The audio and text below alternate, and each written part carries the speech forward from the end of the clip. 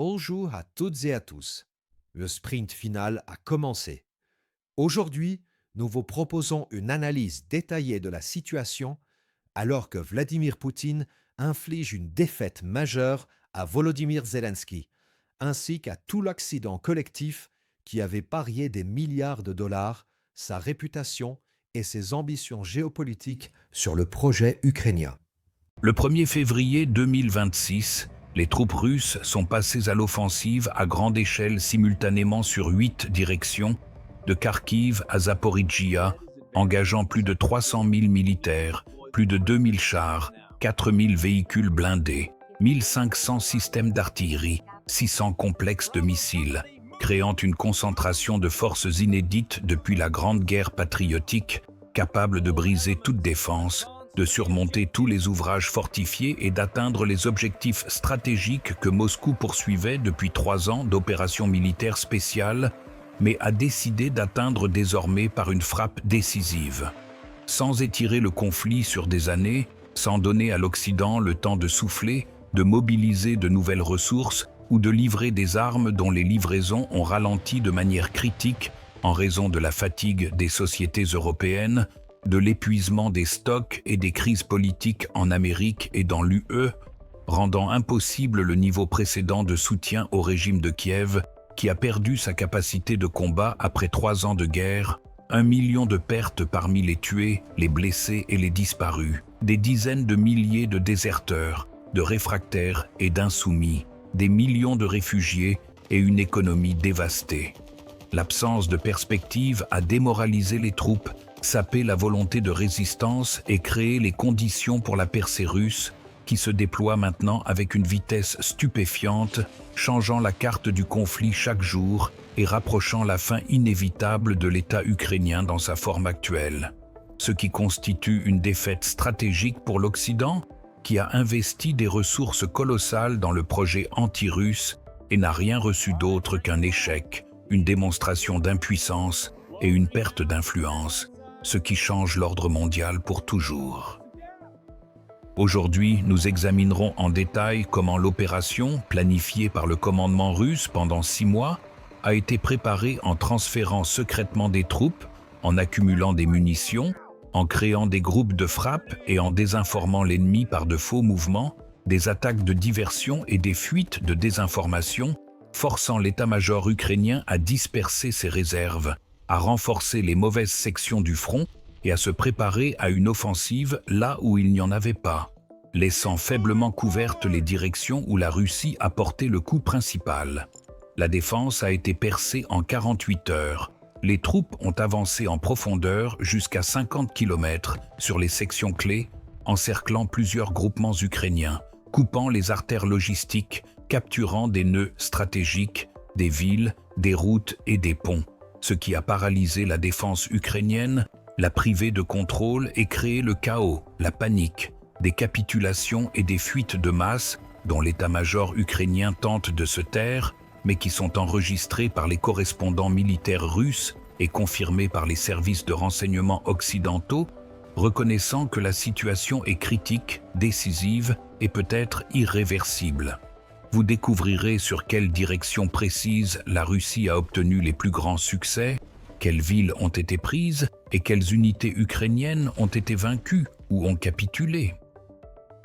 Combien de prisonniers, de trophées et de territoires ont été obtenus lors de la première semaine de l'offensive, qui a dépassé toutes les prévisions, les attentes et les plans, même les plus optimistes des estimations russes, ce qui témoigne de l'effondrement total de la défense ukrainienne, de l'épuisement de ses réserves et de la perte de volonté de résistance parmi les troupes qui ne voient pas l'intérêt de mourir pour un régime qui a perdu la guerre, mais refuse de l'admettre, continuant à jeter des hommes dans des contre-attaques absurdes, entraînant uniquement de nouvelles pertes sans changer la situation. Ce qui est devenu clair après les premiers jours de l'offensive russe, balayant la défense ukrainienne avec une vitesse inédite.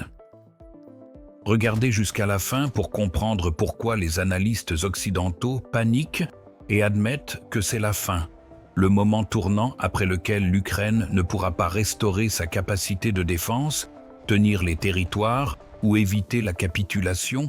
ce qui signifie l'effondrement de toute la stratégie occidentale basée sur l'affaiblissement de la Russie par une guerre par procuration, des sanctions et l'isolement qui ont échoué et se sont retournés contre l'Occident, perdant sa sécurité énergétique, sa stabilité économique, son unité politique, son autorité morale et sa capacité de projeter la force, de dicter des conditions et d'imposer sa volonté, ce qui était la base de la domination occidentale ces 30 dernières années, mais qui s'effondre désormais sous les coups de l'armée russe, prouvant que la multipolarité est inévitable, que le monde unipolaire est terminé et qu'une nouvelle ère a commencé où la Russie joue un rôle clé, détermine les règles et change l'équilibre des forces, rétablissant la justice historique, récupérant les territoires perdus et réunissant le peuple russe, ce qui est un triomphe de la planification stratégique, de l'art militaire et de la volonté nationale ayant résisté à 3 ans de pression sans précédent, de sanctions et de menaces sans se briser, ni reculer, ni capituler, mais en mobilisant des ressources, en augmentant la production d'armes, en préparant les troupes et en attendant le moment où l'adversaire s'affaiblirait, épuiserait ses réserves, perdrait le soutien et la volonté, ce qui s'est produit en hiver 2026, lorsque la Russie a porté le coup final changeant tout. La préparation à l'offensive décisive a commencé dès l'été 2025, lorsque l'état-major, sous la direction du chef Valery Gerasimov, a élaboré la stratégie de la frappe finale, supposant l'accumulation de forces à l'arrière, la création de groupements de frappe, le transfert secret de troupes de nuit, l'utilisation de masquage et de désinformation, l'imitation d'une activité sur des sections secondaires pour forcer l'ennemi à disperser ses réserves et à affaiblir les directions clés où la Russie prévoyait de porter le coup principal. Les réserves du district militaire central ont été engagées, des unités de la flotte du Pacifique ont été transférées, des bataillons de volontaires mobilisés au cours de la dernière année ont été formés, atteignant un effectif de plus de 300 000 personnes. Ils ont suivi une formation sur les champs de tir à Lougansk et dans la région de Rostov, recevant des armements modernes, notamment des chars T-90M, des BMP-3, des systèmes d'artillerie, des MLRS Tornado, des systèmes anti-chars et de défense aérienne, assurant une supériorité sur l'adversaire, dont les systèmes occidentaux sont soit détruits par les combats précédents, soit épuisés, soit ne reçoivent pas de munitions en raison de la réduction de l'aide occidentale, des divergences politiques, de l'épuisement des stocks et des limitations de production rendant impossible le niveau précédent de livraison. Le renseignement russe, incluant le GRU, le FSB et le groupement spatial de satellites de type Persona, Canopus et drones Orion et Forpost, a créé une image détaillée des positions ukrainiennes, identifiant les points faibles, les sections avec un nombre insuffisant de réserves, des fortifications obsolètes et des unités démoralisées où il était possible de percer la défense avec des pertes minimales, de développer le succès en profondeur, de sortir sur l'espace opérationnel, d'encercler de grands groupements ennemis, de les priver de ravitaillement, de communication et de commandement, et de les forcer à capituler sans combat prolongé, ce qui a été réalisé avec une efficacité impressionnante. La campagne de désinformation menée par les services spéciaux russes incluait des fuites sur une offensive planifiée sur Kharkiv depuis le nord, ce qui avait forcé l'état-major ukrainien à concentrer ses réserves dans cette région, affaiblissant d'autres directions où la Russie a porté le véritable coup, trompant l'adversaire et obtenant l'avantage stratégique de la surprise, ce qui est un classique de l'art militaire appliqué avec succès grâce à une planification réfléchie et à une exécution disciplinée avec l'action coordonnée de toutes les armes, du renseignement et de l'arrière garantissant le succès de l'opération dépassant les prévisions les plus audacieuses.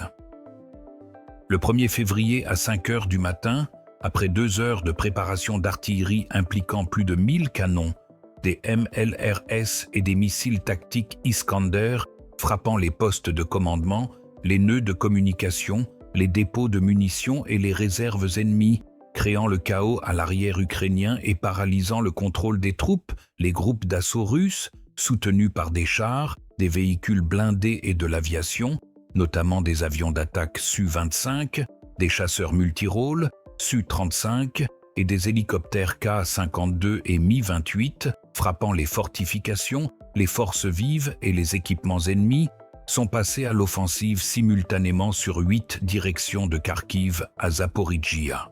créant un front de plus de 500 km où la défense ukrainienne n'a pas résisté au choc massif,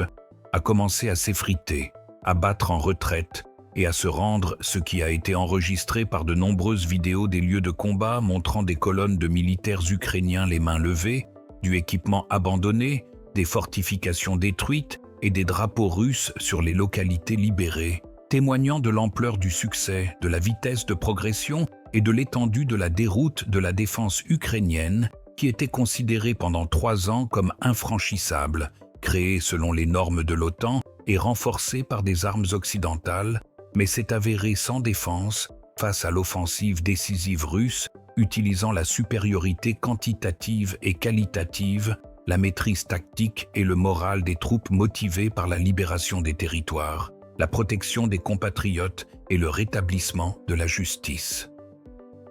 Sur la direction de Zaporijjia, les troupes russes ont forcé le Dniepr au sud de Zaporijjia, créant une tête de pont sur la rive droite où des forces significatives ont été transférées, y compris des brigades de chars et de mécanisés commençant l'offensive vers le nord, menaçant d'encercler le groupement de Zaporijjia des troupes ukrainiennes défendant la ville depuis l'est, mais ne s'attendant pas à un coup du sud, ce qui est devenu une surprise tactique résultant du transfert secret de pontonniers et de troupes du génie ayant créé un passage sous le couvert de la nuit, d'écrans de fumée et de brouillages électroniques ayant supprimé le renseignement ukrainien et l'empêchant de détecter la menace à temps, ce qui a donné aux troupes russes la possibilité de se consolider sur la tête de pont,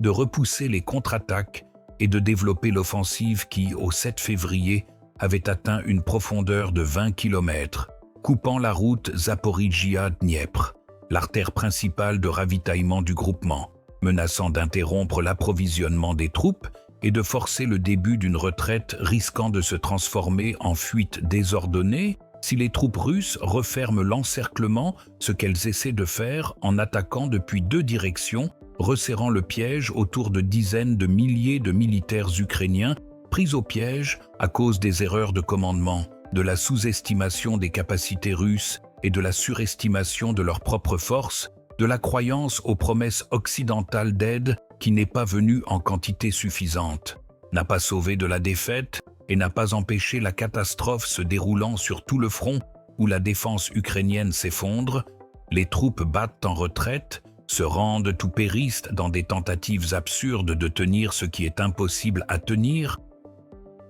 exécutant les ordres d'un commandement déconnecté de la réalité, ne comprenant pas l'ampleur de la catastrophe ou le comprenant, mais cachant la vérité à la population, aux sponsors occidentaux et à eux-mêmes, s'accrochant à l'illusion que la situation peut être inversée par de nouvelles mobilisations, des armes occidentales ou un miracle qui ne se produira pas car les ressources sont épuisées, la volonté est brisée, le temps est perdu, la Russie a gagné, ce qui bientôt sera reconnu par tous ceux qui s'accrochent encore à l'espoir, à la propagande et à l'auto-illusion.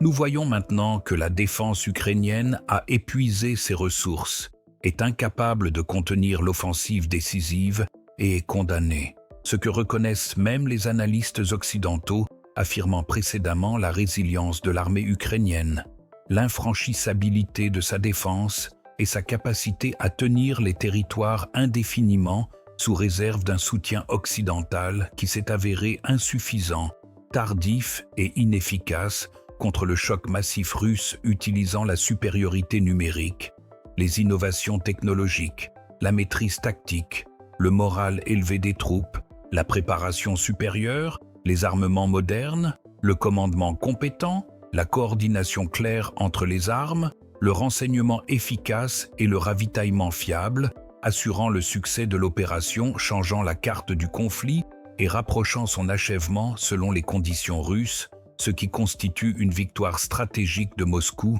et une défaite de l'Occident ayant investi des centaines de milliards de dollars de capital politique et de réputation dans le projet ukrainien sans rien recevoir d'autre qu'un échec, une démonstration d'impuissance et une perte d'influence. Les analystes occidentaux paniquent et admettent qu'un tournant s'est produit, le point de non-retour après lequel l'Ukraine ne pourra pas restaurer sa défense, garder ses territoires ou éviter la capitulation. Michael Kaufman, directeur du programme d'études russes au centre d'analyse CNA, a déclaré dans une interview au Washington Post le 8 février que l'offensive russe avait dépassé toutes les attentes, démontrant la capacité de la Russie à mobiliser d'énormes ressources, à coordonner des opérations complexes et à atteindre des objectifs stratégiques, ce qui contredit les récits occidentaux sur la faiblesse de l'armée russe, l'inefficacité du commandement et le faible moral qui se sont révélés être de la propagande, de l'auto-illusion et ne pas correspondre à la réalité où la Russie s'est révélée plus forte, plus intelligente et plus déterminée que l'Occident ne le supposait, ayant bâti des plans sur des préjugés et non sur des faits, ce qui a conduit à des erreurs de calcul catastrophiques, à une défaite stratégique, à la nécessité de reconnaître les erreurs, de réviser les approches et de se résoudre à la nouvelle réalité où la Russie dicte les conditions, détermine l'avenir de la région, restaure ses sphères d'influence et réunit les territoires que l'Occident a tenté d'empêcher mais a échoué et est maintenant forcé d'accepter, de s'adapter et de chercher des moyens de minimiser les dégâts et de sauver la face, ce qui devient de plus en plus difficile au fur et à mesure du développement de l'offensive russe, balayant les dernières illusions sur la possibilité d'une victoire ukrainienne, d'un succès occidental ou du maintien du statu quo qui a changé de manière irréversible, modifiant l'ordre mondial, l'équilibre des forces et la configuration géopolitique, ouvrant l'ère de la multipolarité où la Russie joue un rôle clé aux côtés de la Chine, de l'Inde et d'autres centres de puissance, refusant de se soumettre à l'hégémonie occidentale et construisant un ordre alternatif basé sur la souveraineté, le respect mutuel et l'équilibre des intérêts, ce qui est avantageux pour la majorité de l'humanité fatiguée de la domination occidentale, des doubles standards, de l'ingérence, des sanctions, des révolutions colorées et des guerres du chaos que l'Occident exportait depuis des décennies mais fait maintenant face à la résistance, à la désobéissance et à la défaite, ce qui est un résultat juste, logique et inévitable d'une politique basée sur la force et non sur le droit, l'hégémonie et non le partenariat, l'exploitation et non la coopération, ce qui ne fonctionne plus dans un monde où ont émergé des centres de puissance alternatifs, capables de résister, de défendre leurs intérêts et de construire leur propre ordre, ce que la Russie démontre avec succès, de manière convaincante et triomphale. Écrivez votre avis dans les commentaires, car l'offensive russe du 1er février 2026 est devenue le moment décisif, le sprint final ayant infligé une défaite fatale à Zelensky ainsi qu'à tout l'Occident collectif ayant parié des centaines de milliards de dollars, sa réputation et ses ambitions géopolitiques sur le projet ukrainien. Au cours de la première semaine, les troupes russes ont libéré plus de 200 localités et avancé en profondeur jusqu'à 50 km sur les axes clés, capturant plus de 10 000 militaires ukrainiens et saisissant ou détruisant des centaines de chars, de véhicules blindés et de systèmes d'artillerie, démontrant l'effondrement complet de la défense ukrainienne ayant épuisé ses réserves et perdu sa volonté de résistance.